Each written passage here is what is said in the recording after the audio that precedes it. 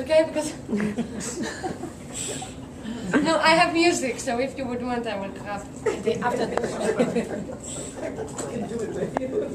Okay, so we made the first event in Levinsky Garden, and it turned out way beyond our expectations.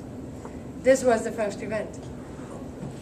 This is Mimuna 2009. Mimuna is a holiday. It's like a rocket. It's the goodbye to Passover. Exactly. We are celebrating. The Jews from Morocco, they celebrate that the holiday is over. So another holiday for, oh my God, we can eat bread again. So let's celebrate that. And it becomes more and more national holiday in a way. Not yet, but all the people who are not from Morocco, they are envious. They, okay, let's find friends from Morocco and let's go visit them on this holiday. So we made this huge picnic in Levinsky Garden, and several hundred guests arrived that day. And maybe also thanks to Facebook. Since Facebook, I have a community. Not only before Facebook, I didn't have a clear community. I didn't know who are my community. Now I know. All the artists in Tel Aviv are my friends. I have more friends than I should have, so they are my community. And so, and of course, the foreign communities are called communities. They are functioning more as communities. So both communities arrived: the Levinsky Garden locals and Tel Aviv City Center citizens. My community. And Lior Watermans, my colleague. And everybody brought food. Everybody, including the foreign workers, who sometimes their job is to make food. They cooked so much. The Thai women from the Philippines brought so much food, and they served the food also. And we built a table all along the road that crosses the garden. And we placed the stage in the middle of the event. This is the shelter, if you recognize, in the back. Another side of it.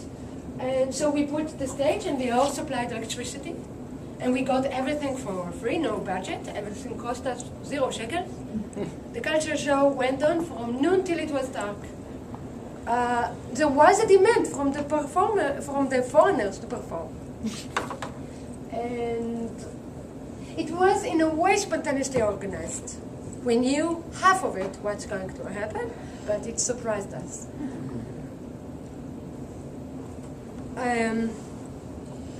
We had shows from Congo, Ivory Coast, gospel church, music bands, and we had the Philippines martial arts. And this is this is high school girls from Rogozin Bialik School, which recently I heard that Karen and Kirk, Simone and Karen Gutman, they made this movie. the film, The Strangers No More. It just won the Oscar, so maybe I recommend to see this film. I didn't see it yet. But the school is close, very close by to Levinsky Garden. And somehow I see the photos always better here, but it's okay, you still see it. So when it is dark, it's more difficult to see. Always. So this is the same night. The garden was magical and glowing. It's hard to believe, but it's true. It felt like Woodstock. Many people said this, and not in the sense of sex, drugs, and alcohol, but more of the other sense, peace, love, and understanding. And this left the impression on both sides. Tel Aviv City Center citizens and the Levinsky Garden locals. And I think what touched the people the most is that the political status was hardly noticeable. And this is something maybe more difficult to understand when you are in America, because since I'm here, since 1 week, I say it's very different.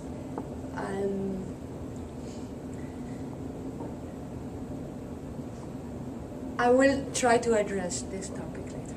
So we started celebrating the garden, and from one event to another, the list of performers was growing, and now we have 17 groups from 13 different communities listed. 17 groups. 17 groups?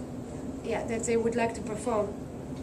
In a way, it's also it encouraged the communities to maintain the traditions they bring from back home. I will let you two examples of groups I'm representing. Okay, main culture started to show in their interest, but so this is why I'm sometimes mediating, but we will get there maybe. So so let's just see the Levitsky Garden Classics. The Dinka tribe. The Dinka is the largest ethnic group from Sudan, in Sudan, and the third largest in entire Africa. And they are noted for their height. Together with the Maasai tribe in Kenya, they are considered to be the tallest people in the world. And they also jump really high. They train since a very young age, and with years they come to marvelous jumping qualities. Unbelievable. When they are happy, they jump, and they do it every day. And they can go for 5 or 6 hours without stopping. And so this combination of being very tall and jumping really high, that is maybe part of the reason. And one of the tallest basketball player ever played on NBA was the born Dinka. And his brother is taller than him, but he doesn't play basketball. Maybe 2 meters 30. But he stayed in Sudan.